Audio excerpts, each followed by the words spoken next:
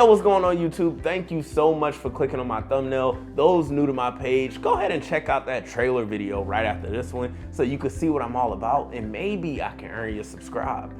And those who are continued subscribers and returning to this page, I want to thank you again so much for your continued support. It's greatly appreciated. Now look, you're probably here because you're planning a trip to London and you want to know exactly how it is as far as being black in the city. Now look, I just got back not too long ago and my experience was, let's say, pretty interesting. So in this video, I'll break down the different perceptions and exactly how it is when you're moving through London as a solo, group traveler, or just someone who's planning to move there. So I think we should get started right after this. Let's go. Now, before we jump into the video, I feel like I just had to shout this brand out. Look, this is not a sponsored video, but when I say I'm getting so many compliments on this specific jacket, I would be doing them a disservice if I didn't give them their flowers. This brand is actually black owned right in Washington, D.C. It's called Dreams of Triumph, and it is a dope brand. I only have one of their jackets, but if you go check out their website, you'll see there are so many dope options to choose from. Go ahead and check them out because you will probably step your swag up. So note, I'm just one individual and my experience may be different from a lot of other people's. I'm also an American citizen, so being an American citizen, it might be some sort of privilege or a different perception of how people look at us.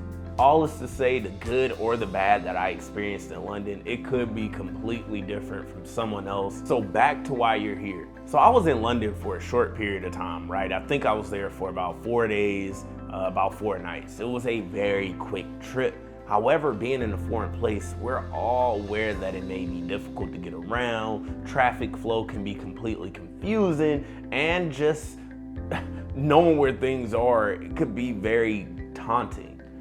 So you might have to ask for help. So one of the things that could deem overt or subvert racism is simple acts for help and how people respond to your plea for help. Before traveling to London, a lot of people told me that the people of London were not nice, they were not willing to help, and it'll be really difficult going there as a solo traveler. They made London seem like some really scary place with very evil people, almost like how they do with New York City. And when I tell you that was the furthest thing from the truth, I'm talking about I asked everyone for help as much as I could.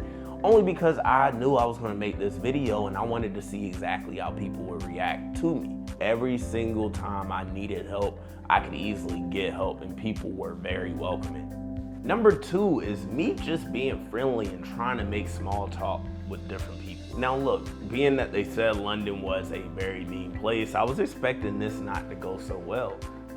But again, it was very pleasant. And it seems like I probably left London with a good amount of friends. Now, most people don't operate like me. I am an extrovert, I work in sales, and I'm almost a goofball, y'all can tell from my YouTube videos. So I might have a more welcoming personality. You know, I feel like if anyone was to spark up a conversation, if anyone were just to say hey and give a random compliment to a random British person, I do think they will receive it well and they will give a compliment back. So me making friends, me being nice, it all worked out in my favor because I feel like the London people were extremely generously nice. And last but not least is my experience with the service industry. Once you hear this, you're gonna say this man had a perfect experience in London and it's not real. You might feel that way, but the service was great. The service was absolutely great. I really don't have any bad things to say about it. Everyone was extremely helpful. And whenever I travel to new places, I like to really dive into their culture. So when I was going to restaurants, I was saying, hey, give me the most British thing on the menu. I want to see what British food tastes like. And I think they really appreciated that. Even still, I understand as a black person, it's not that cut and dry. Someone with dreadlocks could receive a completely different experience, but I will say I didn't feel any type of hostility in London, and I really, really appreciated the city. Anyone who's Black and planning to travel to London, I say go for it. Look, when I tell you I had the time of my life, even though it was a solo trip, every single moment felt like I was walking in a dream. It was amazing. So if anyone was to ask me about my experience and if I think London is a racist city, I would tell them absolutely not. Again, go check out the brand Dreams of Triumph because it is very dope and it's Black owned. But look, that's all I got. I'm signing out. Peace.